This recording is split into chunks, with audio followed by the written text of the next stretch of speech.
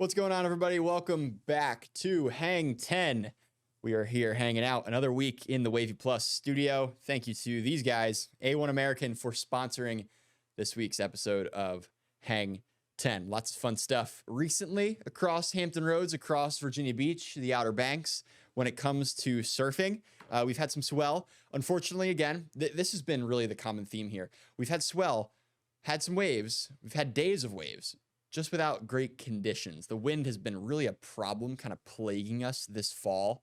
We're gonna hope for something to turn around here because it's been a real buzzkill because we've had storms, and this hurricane season has really been shaping up great for us in terms of waves. A lot of fish storms, a lot of storms going right off of our coastline. The Gulf and the Caribbean's been really quiet this season. It's been all recurving storms in the Atlantic Basin, which we want.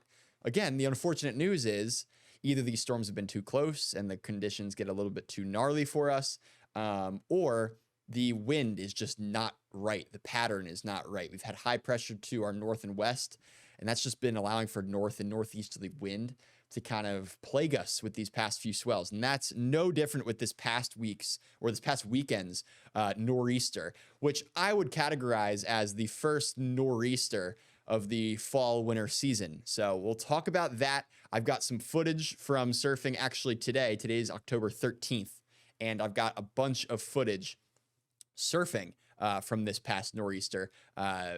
It was okay. The waves weren't, they weren't anything major. It was side offshore, pretty jumbly, but there was some fun surf out there, and I got a few turns, so that was fun. It's always nice to just kind of get out there, no matter what, and whether the waves are great and it's offshore wind it's firing, or if there's not so great waves and you're riding a foam board. So that's surfing here in Hampton Roads. That's surfing. Also, with this past swell, this past nor'easter, I actually saw some some photos on Facebook of people surfing Buckrow Beach, the peninsula. So everywhere was getting, full of swell. The winds were also 50 miles an hour on shore. So you're going to create swell almost anywhere, including the Chesapeake Bay. So this episode, we'll break down the 2025 hurricane season, how it's kind of gone so far. We're going to talk about October. We still have half of the month left. Where do we usually look for development in October? Because it is different from September. And we'll kind of tease ahead to November because November is the last month of the hurricane season. We'll talk about the names that we've gone through and how it's kind of comparing to the forecast that the National Hurricane Center, NOAA, has put out earlier in the year, how that's kind of tracking. And we'll see how much time we have left to maybe be in that range of the forecast. We're going to look at sea surface temperatures, see, where the water is still warm, because that could give us clues as to where our next maybe major storm is going to be coming from. We're also going to talk about Lorenzo, which formed. It's not going to be anywhere near us, and I'm going to answer some questions about that for those of you who may be interested in, hey, are we going to see some long period swell from this storm? We'll get to that too. I'll show some of the long range model guidance when it comes to that. And then we'll wrap up this episode of Hang 10 with some video of surfing this morning, the remnants of this nor'easter, the fun jumbled mess. Although I will say again, I did get a few turns in. So really exciting stuff.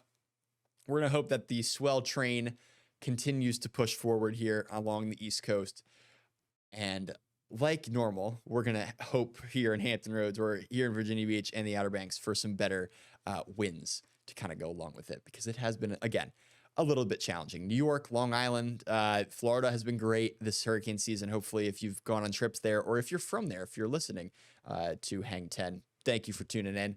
Even if you're not in the area of Virginia Beach, it's I want to make this thing big across the East Coast. So everybody, reach out to me on social media if you're watching from somewhere cool, somewhere that's not around Virginia Beach or the Outer Banks. Let me know where you're tuning in from, and yeah, that'd be really sweet. So we're gonna get into it here.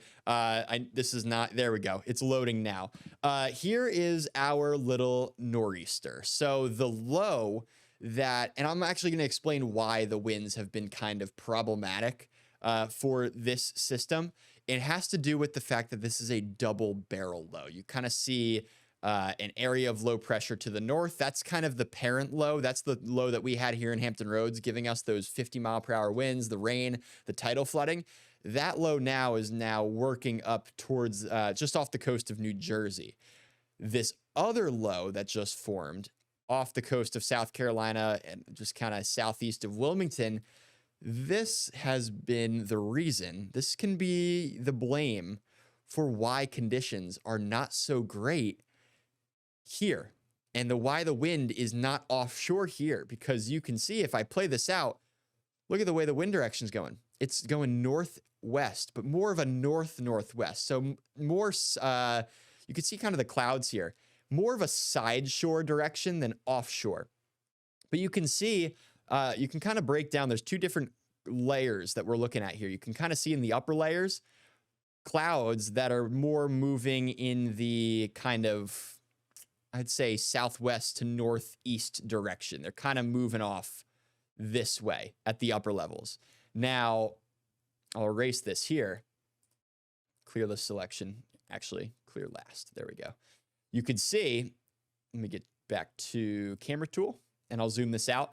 You can see, I'll pause it just so we can kind of get a visual gauge here. We have wind at the surface blowing more like this and wind aloft blowing like this. Now, of course, the parent low that's moving to the north has a little bit of to do with that as well. But you could see we have two different, wind directions at play here. We call that wind shear. But it also just kind of gives you clues as to, multiple things kind of going on in the atmosphere. So we'll zoom it out once again here. Again, we have two areas of low pressure. I'll draw on this one more time. Here's your first low. Here's your second low. Sorry for the goofy L's there.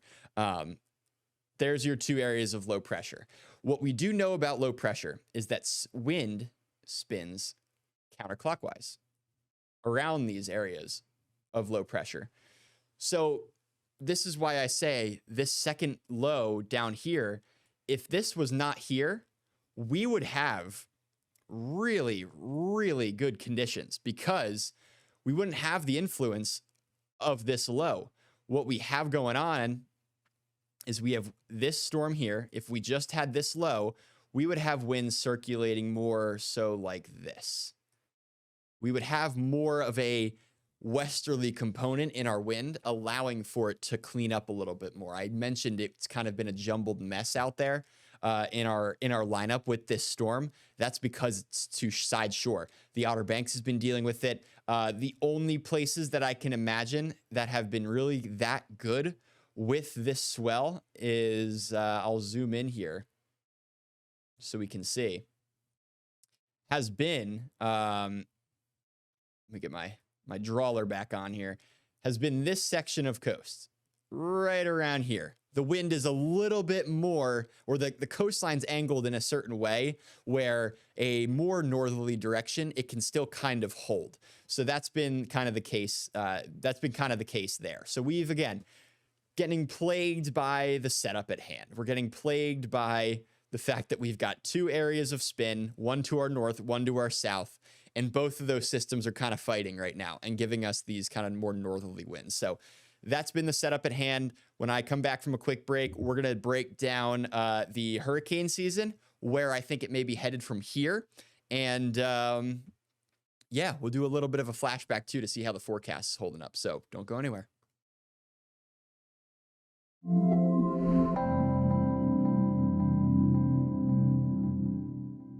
What's going on, everybody? Welcome back to Hang 10, sponsored by these guys over here, A1 American. Thank you for sponsoring Hang 10. Thank you all for tuning in to another fun episode. We're going to get to October. Where do storms usually form in October? And where I think we could be headed in the next couple of weeks or into maybe the next month or so as the hurricane season eventually comes to a close. We're also going to look at how the forecast earlier in the season is kind of shaping up too. And how we may or may not be reaching the numbers that we expected. So all that just to come here. The names. This is our hurricane list that we've been kind of getting through. You can notice this season, good deal of major hurricanes. Aaron, Gabrielle, Umberto, 2 category 5s this season. Within the past 7 days, as of the 13th, when I'm filming this, we've had Jerry, Karen, which was subtropical, but still counts on the list, and Lorenzo, which is now newly formed. 3 names off the list. You can see we've made it through quite a bit here. So we've got through 7, 8, 9, 10, 11, 12 names so far. The next one on the list will be Melissa, Nestor, and then so on and so forth. So we've got a good amount of name storms on our hands. We are just shy as of right now. Again, as I'm recording this, October 13th, 2025. We are one name shy of the named storms, the lower end of that 13 to 18 range. Now we're 2 off from the 30-year average. Major hurricanes, we are already in that forecast. We are already at the average of 3. We have 2 Cat 5s. We have a Cat 4. So we're right there. The forecast shaping up really well there. Hurricanes 5 to 9. Let me actually go back. I don't have this off the top of my head, actually. We've got 1, 2, 3, 4 hurricanes. The rest have been tropical storms. So as of mid-October, we are just shy of the hurricane threshold for the forecast, and we are shy of the 30-year average too. So I guess if you want to look at it, major hurricanes, we're spot on there. We've had the ingredients when these storms have formed to allow for really strong growth of these systems. Now, when it comes to the name storms, I think we do have some time still to get there. That is one thing that we're going to be continuing to watch for. We got to get into that 13 to 18 range for that forecast to verify. I think there's a lot of time left in the season. I think we will. Here's also why I think we will. Look at the water temperatures, especially in the Caribbean, especially kind of getting into the Gulf, still mid to upper 80s. In the tropical Atlantic, starting to kind of cool off a little bit. You could see south of Bermuda, low 80s there, maybe some pockets of upper 70s. That's due to upwelling. We've had multiple storms now kind of take that very similar track. So as a result, we're going to see water, cooler water from below get mixed up to the surface here. So we're watching for that. So my vision for these stronger storms to come in the future to really feed off the warm water. Most of these storms are going to have to come from the Caribbean and the Gulf. They really want to get strong. The water is just starting to get a little too cool. In the past couple of systems, actually, we've been watching weakening trends out near Bermuda because, again, the upwelling. Here's where we typically look in October. Now, October, you remember in September, we usually look out into the main development region of the Atlantic. Coming off the coast of Africa is what we really look for. In October, it's kind of a flip-flop. We start to look more so off of the East Coast, into the Gulf, into the Caribbean, where, again, the water temperatures still super, super warm in those areas. Usually we watch for the tail ends of fronts as well. We watch for these dying cold fronts to possibly send us some swell. All of those things can really allow for activity towards the back half of the hurricane season. But again, it's more of these homegrown systems as you start getting into the later portions of the hurricane season. Again, off the East Coast and then into the Caribbean, a little bit closer to the mainland USA. That orange zone, that orange circle there being kind of the hot spot for development in October. So we'll continue to watch for that. This favors swell this time of year too. Again, if anything's off the East Coast, any low pressure system, we're going to get waves, whether it's tropical or if it's non-tropical. I'll take you through the European model before we kind of set you on your next break and then into that next video. But yeah, we're going to be watching, again, Lorenzo, which actually I didn't get to Lorenzo. Lorenzo expected to stay very weak and out to sea.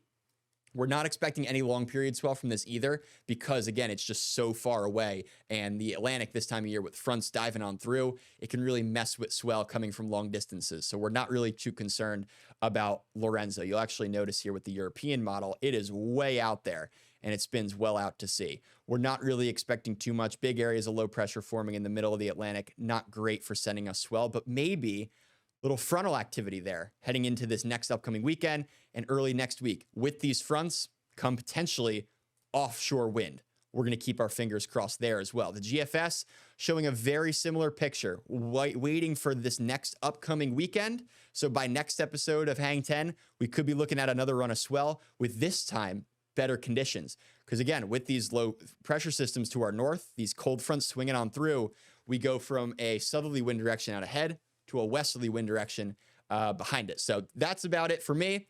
Coming up after the break, we will have that video of surfing this nor'easter. So stick around.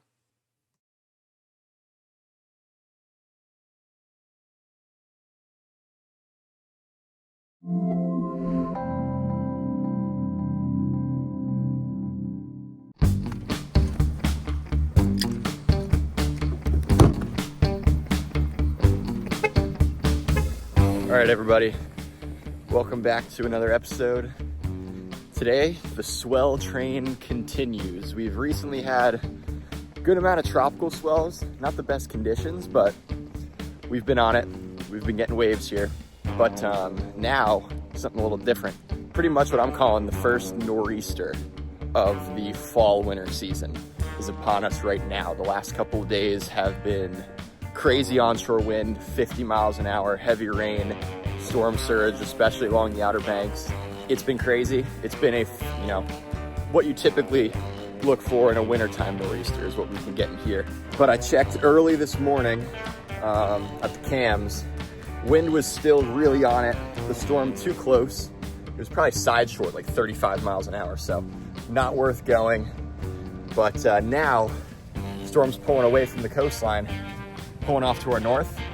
Wind is a little bit more offshore, still low side shore, but definitely more offshore than it was. A little bit breezy, but a little bit lighter and more manageable at the same time. So conditions are looking much better.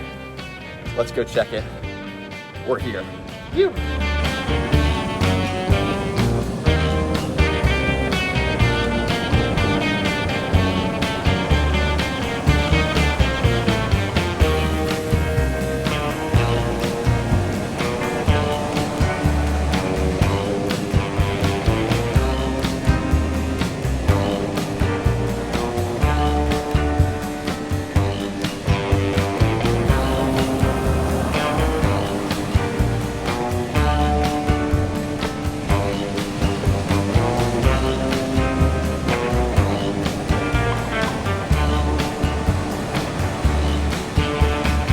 All right, still definitely a little disorganized, and the size is dropping pretty quickly, but definitely some fun ones out there if you can get the right section. So gonna give it a shot. Gonna look at it for a little bit longer though, just to kind of see where the correct zone is. A lot of times with these swells, you got to check a couple different spots and really just look for where it's breaking the most consistent. So that's the goal right now. I think through the session, it'll get cleaner and cleaner and more lined up. So the only thing working against us right now is the incoming high tide, but I think we'll manage. Just saw some guy get a really good one, so I don't think I'll be checking it for much longer.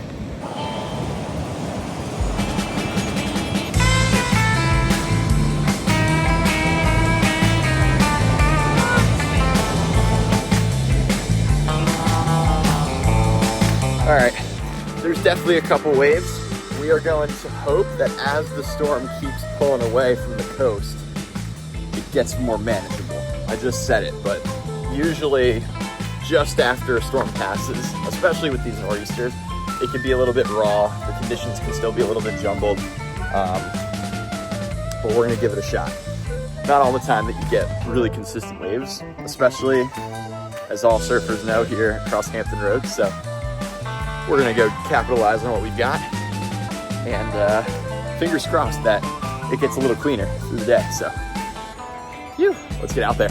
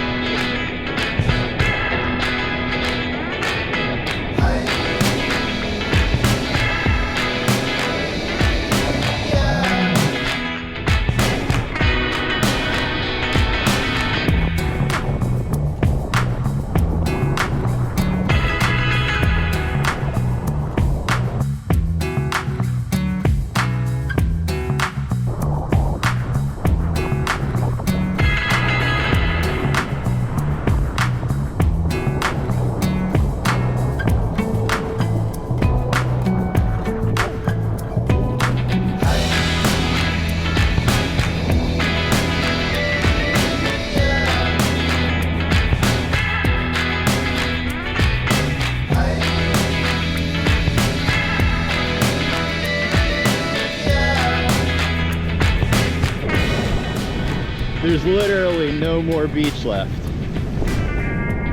Look at all the erosion. Strong nor'easters,